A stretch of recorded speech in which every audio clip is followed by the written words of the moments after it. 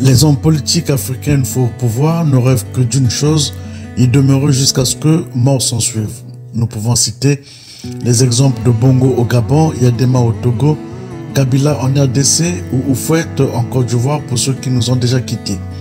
Une armée de ceux qui sont encore en vie résiste au temps depuis des décennies, s'accrochent au pouvoir et sont décidés à y mourir. Le cas de Sassou Nguesso au Congo-Brazzaville, Paul Biya du Cameroun, Idriss Déby du Tchad, Oben Nguema de la Guinée équatoriale. Ceux qui étaient des chantres de la démocratie hier, une fois au pouvoir, sont gagnés par le même syndrome. Le cas d'Alassane Ouattara en Côte d'Ivoire, Alpha Condé en Guinée-Conakry ou encore Ibeka au Mali, pour ne citer que cela.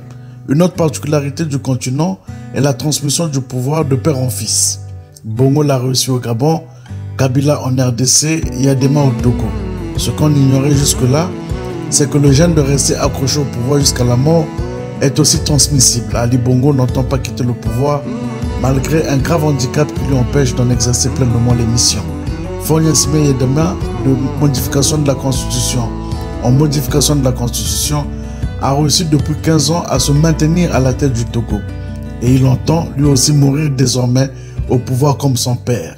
Joseph Kabila, après des rallonges de presque 20 ans, s'est retiré dans son ranch avant de revenir sous peu pilotant de loin le pouvoir de Tshisekedi. Il y a de quoi de si juteux à gérer un pays africain au point où quitter le pouvoir semble inenvisageable par ceux qui en sont les détenteurs.